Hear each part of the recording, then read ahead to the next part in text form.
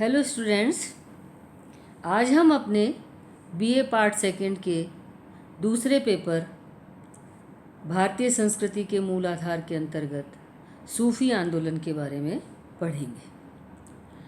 अभी हमने अपने पिछले लेक्चर में इस्लाम के बारे में बात की थी कि कैसे भारत के अंदर इस्लाम आया और इस्लाम का भारतीय संस्कृति पर क्या प्रभाव पड़ा। इस्लाम का ही एक विशिष्ट स्वरूप सूफी आंदोलन के रूप में हमें दिखाई देता है। मध्यकालीन भारत में सूफी मत इस्लाम के रहस्यवादी, उदारवादी व समन्वयवादी दर्शन का ही स्वरूप है। अर्थात जिस प्रकार से कुरान में इस्लाम की व्याख्या की गई है, उस व्याख्या की उस दर्शन की रहस्यवादी व उदार व्याख्या, जिसे तरीक़त कहा गया है, वो सूफ़ी संतों के द्वारा की गई है। इस्लाम के अरब देशों में इस्लाम के प्रचार और प्रसार के बाद, मोहम्मद साहब के बाद खिलाफत की परंपरा प्रारंभ हुई। मोहम्मद साहब के परिवारों से अलग, मोहम्मद साहब के जो भाई थे और उनके जो दामाद थे, उनके अलावा इस्लाम को मानने वाले उनके जो अनुयायी थे, उनके जो नेता थे, उन्हें खलीफा के रूप में स्थापित किया गया इस्लाम के अंतर्गत।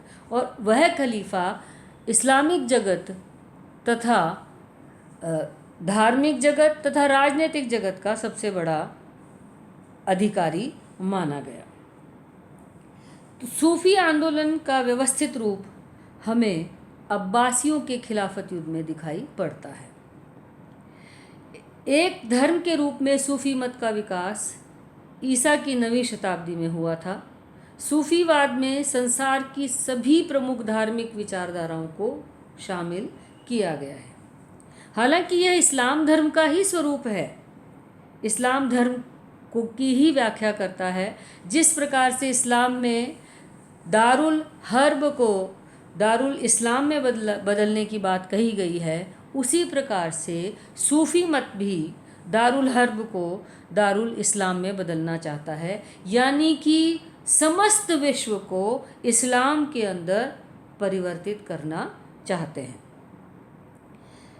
सूफी मत पर प्रमुख रूप से इस्लाम धर्म का प्रभाव है, लेकिन इसमें हिंदू वेदांतों को, बौद्ध दर्शन को, यूनानी दर्शन को व ईसाई दर्शन को भी इसके अंदर समाविष्ट किया गया है। दारुल हर्ब से दारुल इस्लाम की जो परंपरा है, उसमें जहाँ इस्लाम आक्रामक दिखाई देता है, वहाँ सूफी मत, सूफी आंदोलन शांतिपूर्ण एवं नैतिक साधनों का प्रयोग करते हुए इस्लाम का प्रचार व प्रसार करता है। सूफी संत तथा फकीरों ने भारत में हिंदू मुस्लिम सामंजस्य स्थापित करने की दिशा में महत्वपूर्ण भूमिका निर्वाहित की। सूफीवाद के अंतर्गत प्रत्येक सूफी संत को कुछ अवस्थाओं से गुजरना पड़ता है, यानी एक सूफी संत एक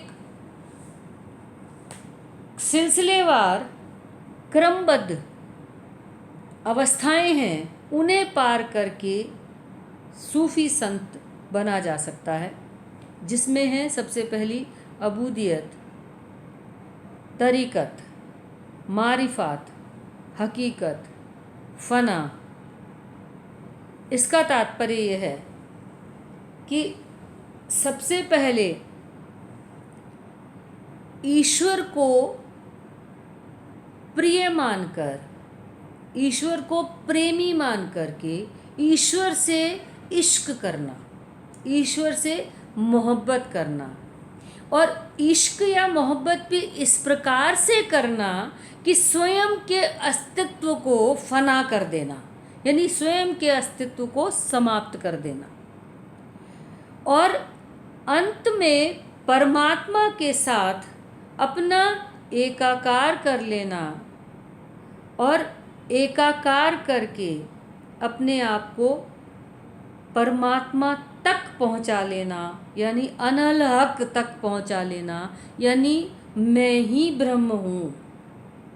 ये जो चरम परिस्थिति है उसे सूफी दर्शन का चरम लक्ष्य माना गया है। मुस्लिम रहस्यवाद का जन्म वहादतुल वजूद यानी आत्मा परमात्मा की एकता के सिद्धांत से हुआ है। मुस्लिम दर्शन के अंदर आत्मा व परमात्मा की एकात्मकता को स्वीकार किया गया है, एकेश्वर की स्थिति को स्वीकार किया गया है। इसमें हक को परमात्मा और खल्क को सृष्टि माना गया है। इस सिद्धांत के प्रतिपादक शेख मुहिउद्दीन इब्नुल अरबी थे। फतुहात मक्किया ने इस विचार को इन शब्दों में व्यक्त किया है कि ईश्वर के सिवा कुछ नहीं है, ईश्वर के सिवा किसी भी चीज़ का अस्तित्व नहीं है, यहाँ तक कि वहाँ जैसा भी कुछ नहीं है, सभी चीज़ों का सार एक ही है। परमात्मा में लीन हो जाने के इस आदर्श को सूफी मारिफात या वस्ल कहते हैं। वस्ल यानी जीवन कहते हैं। ईश्वर को निर्विकार एवं निर्विकल्प मानते हुए उसके साथ तादात्म्य स्थापित करने पर उन्होंने बल दिया है। और यह तादात्म्य या ईश्वर में के साथ में ईश्वर में विलीन हो जाना सिर्फ प्रेम के द्वारा ही संभव है। अहम भाव की समाप्ति यानी स्वयं के अस्तित्व को समाप्त करके ही साधक ईश्वर को प्राप्त कर सकता है। यानी अहम भाव की समाप्ति ही साधक की सफलता का रहस्य है। इस मत के अनुसार मनुष्य को अपनी इच्छा शक्ति का दमन कर अपने को पूर्णतया ईश्वर में समर्पित कर देना चाहिए। मनुष्य की इच्छाएं जब समाप्त हो जाती हैं तब वह ब्रह्म में मिल जाता है, यानी विलीन हो जाता है, अल्लाह में विलीन हो जाता है और वह अनहल हक की स्थिति में पहुंच जाता है। यानी उसमें और खुदा में फ़र्क मिट जाता है और खुदा और इंसान के बीच की दूरी का मिटना ही सूफी दर्शन का चरम लक्ष्य है। सूफी सृष्टि के प्रत्येक कण में ईश्वर के रहस्य को देखता है, अर्थात कण कण में ईश्वर विद्यमान है। ये सारी कायनात ईश्वर की या अल्लाह की ही बनाई गई है। इसी कारण उन्होंने सभी जीवों के साथ प्रेम एवं दया करने का उपदेश दिया है, क्योंकि कण कण में अल्लाह विद्यमान है। हर जीव में, हर प्राणी में अल्लाह की विद्यमानता है। इसलिए सभी जीवों के साथ प्रेम और दया के साथ में पेश आना चाहिए। सूफी मत में पीर का महत्व है, यानी गुरु का महत्व है। और सूफी संप्रदाय में शिष्य को मुरीद कहा जाता है। शिष्यता ग्रहण करते समय एक अनुष्ठान होता है जिसे बैयत कहा जाता है। इसमें शिष्य अपना सिर मुंडवाता है, जो कि भारतीय परंपरा के अनुकूल है। इस अनुष्ठान में सूफी जमाल और हुस्न की बात करता है। यानी यह जमाल या हुस्न शारीरिक आकर्षण नहीं है, बल्कि ईश्वर का जमाल और ईश्वर का हुस्न। एक प्रेयसी की भांति, एक प्रिय की भांति उसके प्रति इतना मोहित हो जाना, उसके प्रति इतना समर्पण कर देना। तो सूफियों ने मोक्ष की परिकल्पना की है। मनुष्य के पार्थिव अस्तित्व के अंत को फना कहा गया है, यानी अपने जीवन की चरम सीमा है कि अल्लाह में, ईश्वर में वो जो प्रेम है, प्रेमी है, वो जो प्रेयसी है, उसमें अपने आप को फना कर देना, अपने आप को ख़त्म कर देना, जिसमें ईश्वर के प्रति पूर्ण समर्थक हो जाने पर मनुष्य उसमें एकाकार हो जाता है। जब अस्तित्व अनंतावस्था को प्राप्त कर लेता है उसे वका कहते हैं। यानी जब ईश्वर या अल्लाह और जो उसका मुरीद है, जो उसका साधक है, उन दोनों की अवस्था एक हो जाए उसे वका कहते हैं। सूफियों के मुख्यतः दो उद्देश्य थे, आध्यात्मिक उन्नति और मानवता की सेवा। सूफियों ने अपने आदर्शों, शब्दों तथा आचरण से एक नैतिक मानक प्रस्तुत किया। उन्होंने अंधविश्वास तथा धर्म और भक्ति के बीच के अंतर को दूर करने का प्रयास किया। उन्होंने उपदेश दिए तथा उसके अनुसार व्यवहार करने की आवश्यकता पर बल दिया। सूफी संतों ने सूफी मत को आजीविका का साधन नहीं बनाया। उन्होंने जीविकोपार्जन के महत्व पर बल दिया। कुछ संतों ने अपने अहम को कुचलने के लिए भिक्षावृत्ति भी को करना पसंद किया। इससे उन्होंने यह भी अनुभव किया कि प्रत्येक वस्तु ईश्वर की है और व्यक्ति उसके अभिरक्षक मात्र है। आध्यात्मिक उपलब्धि के लिए ब्रह्मचर्य और संसार के पूर्ण त्याग पर उन्होंने जोर नहीं दिया। विवाह और गृहस्थ जीवन से उन्हें घृणा नहीं थी। विशिष्ट भौतिकवादी दृष्टिकोण को पसंद नहीं किया जाता था, लेकिन जीवन की आवश्यकताओं को पूरा करना आवश्यक माना गया। इसके अतिरिक्त सूफियों ने नृत्य को अपनाया। उन्होंने किसी भी प्रकार से मनोरंजन पूर्ण संगीत का आश्रय नहीं लिया।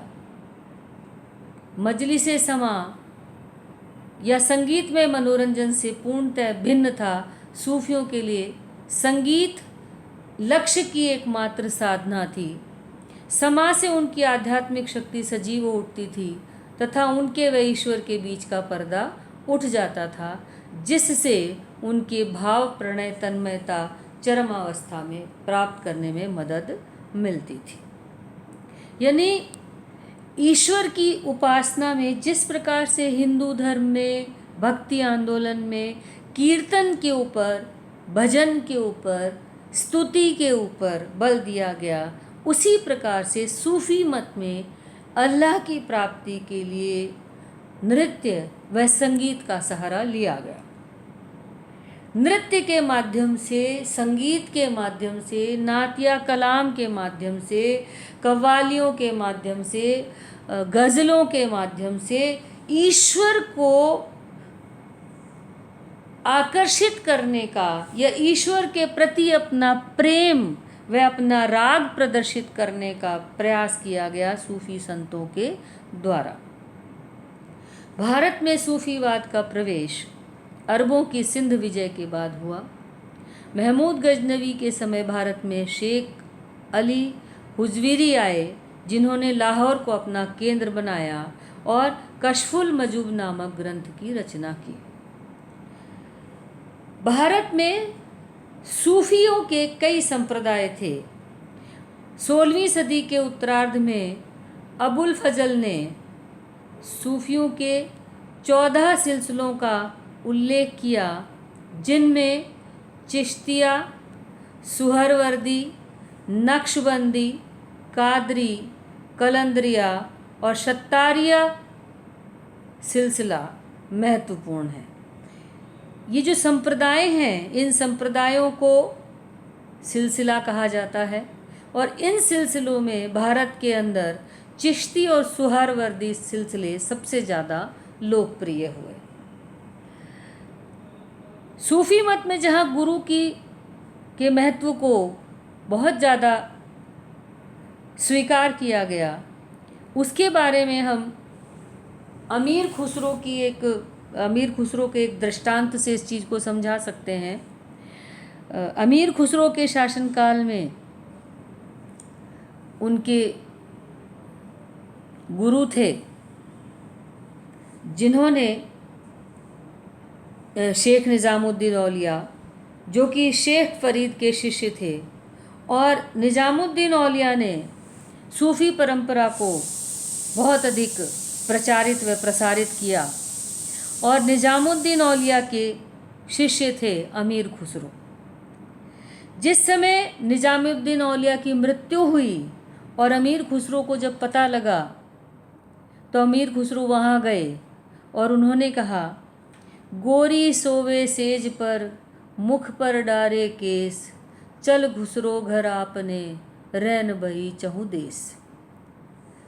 अर्थात उनका जो गुरु था जिसने कि उनमें अनहलक की प्राप्ति के लिए लौ जगाई थी, वो आज सेज पर पड़ी हुई है। यानी वो जो गुरु है उसे एक गोरी की एक ऐसी स्त्री की का उदाहरण के रूप में प्रस्तुत किया जो सेज पर सोई हुई है और जिसके मुंह पर केश पड़े हुए हैं। जैसे बालों के आने से आंखों के आगे अंधेरा हो जाता है, उसी प्रकार गुरु के ना होने पर ज्ञान का अंधकार छा गया है। तो खुसरो कह रहे हैं, चल खुसरो घर आपने रैन भई चहु देश। खुसरो, अब तो चारों तरफ अंधेरा हो गया है, ज्ञान रूपी प्रकाश बुझ चुका है और अब खुसरो अपने चलने का भी समय आ गया है। यानी सूफी मत के अंदर गुरु को मुरीद के लिए इतना ज़रूरी माना गया है कि वही उसे अल्लाह तक पहुंचाएगा, अल्लाह के मार्ग की ओर प्रशस्त करेगा। इस प्रकार से सूफी मत में गुरु की महिमा को, गुरु के अस्तित्व को महत्वपूर्ण रूप से स्वीकार किया गया है। हम अपने अगले लेक्चर में बात करेंगे इन प्रमुख सिलसिलों के बारे में, जो संप्रदाय हैं उनके बारे में, कौन कौन से प्रमुख संप्रदाय थे और उनके द्वारा क्या महत्वपूर्ण भूमिका निर्वाहित की गई।